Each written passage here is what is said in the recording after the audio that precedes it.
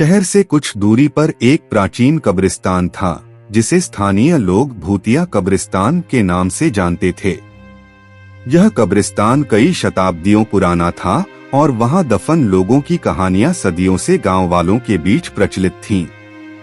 चारों ओर ऊंची घास, जर्जर कब्रें और घने पेड़ों से घिरा हुआ यह कब्रिस्तान दिन के उजाले में भी डरावना लगता था और रात के समय यहाँ का माहौल और भी खौफनाक हो जाता था। गांव के बड़े बुजुर्ग हमेशा बच्चों को चेतावनी देते थे कि सूरज ढलने के बाद उस कब्रिस्तान के पास न जाएं। पर गांव के कुछ युवक युवतियां इन कहानियों को केवल पुरानी बातों का अंश मानते थे।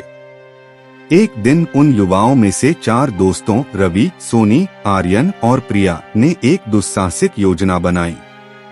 उन्होंने ठान लिया कि वे रात में कब्रिस्तान जाएंगे और यह देखेंगे कि इन कहानियों में कितनी सच्चाई है। रात के समय पूरा गांव गहरी नींद में था। आधी रात के करीब चारों दोस्त एक टॉर्च और मोबाइल फोन लेकर कब्रिस्तान की ओर बढ़े। रास्ते में हवा में ठंडक और अजीब सी खामोशी थी।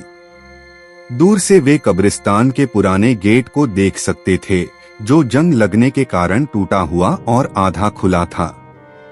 गेट से अंदर जाते ही एक अजीब सी गंध चारों ओर फैली हुई महसूस हुई। यह गंध किसी सड़ी हुई चीज जैसी थी, जिसने माहौल को और भी डरावना बना दिया। कब्रिस्तान के अंदर जाते ही वे चारों उस पुरानी कहावत को मजाक में उड़ाने लगे, यहाँ भूतों का क्या काम, आर्यन ने कहा। लेकिन जैसे ही उन्होंने कुछ और कदम बढ़ाए, माहौल और भी डरावना होता चला गया। हर कदम पर उन्हें लगता कि जैसे कोई उनके पीछे पीछे चल रहा है। लेकिन जब वे मुड़कर देखते तो वहां कोई नहीं होता। रवि, जो सबसे साहसी था, आगे बढ़कर एक पुरानी टूटी हुई कब्र के पास गया। उस कब्र पर एक अजीब सी भाषा में कुछ लिखा हुआ था, जिसे वे समझ नहीं पा रहे थे। अचानक ठंडी हवा का एक जोरदार झोंका आया और उनकी टॉर्च की रोशनी भी मंद पड़ने लगी। चारों ने देखा कि आसपास की कब्रों से धुएं जैसी आकृतियां उठने लगी। सोनी ने डर के मारे चीखते हुए कहा, हमें यहाँ से तुरंत जाना चाहिए, लेकिन रवि ने उसे शांत रहने के लिए कहा। उसे अभी भी इस बात पर यकीन नहीं हो रहा था कि यह सब हकीकत है। लेकिन तभी एक जोरदार ध्वनि आई, जैसे किसी ने लोहे की जंजीरें घसीटी हों।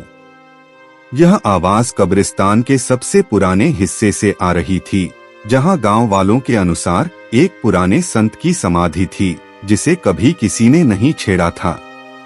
प्रिया का दिल जोर से धड़कने लगा। उसने कहा, यहाँ कुछ गलत है, हम यहाँ नहीं रुक सकते। रवि ने उसकी बात को नजरअंदाज करते हुए आगे बढ़ने की कोशिश की, लेकिन तभी उसकी नजर एक काले साये पर पड़ी, जो समाधि के पास खड़ा था। यह साया इंसानी शक्ल का था, लेकिन इसका चेहरा बिल्कुल धुंधला और डरावना था। अब तक चारों के होश उड़ चुके थे। वे समझ नहीं पा रहे थे कि क्या करना चाहिए।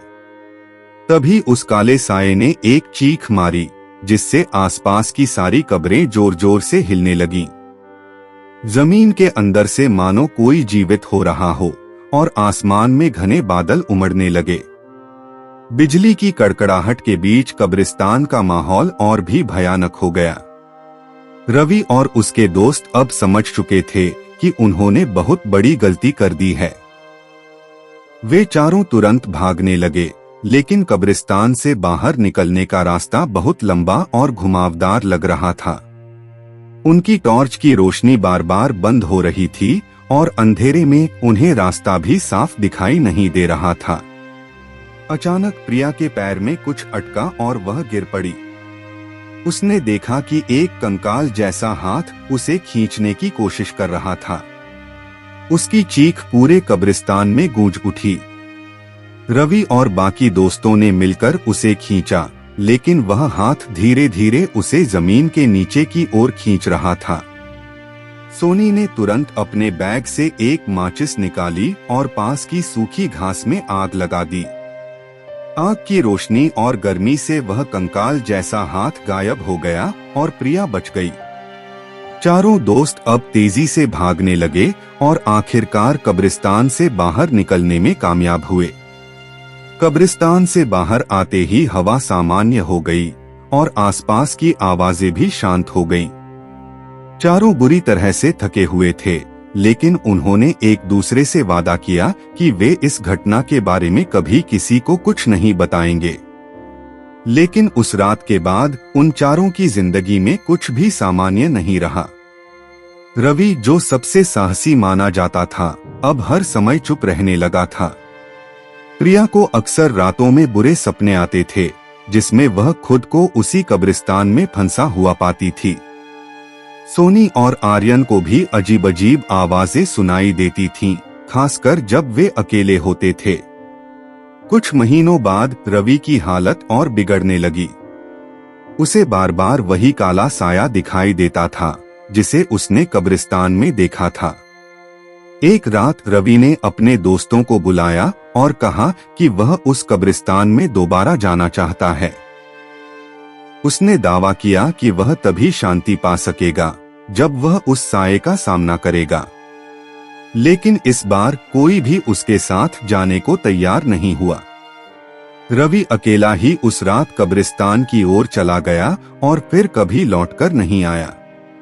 उसके दोस्तों ने उसे बहुत ढूंढा, लेकिन उसका कोई सुराग नहीं मिला। गांव वालों ने इसे भूतिया घटना माना और उस कब्रिस्तान के पास जाना हमेशा के लिए छोड़ दिया। अब वह कब्रिस्तान और भी वीरान और खतरनाक हो गया है।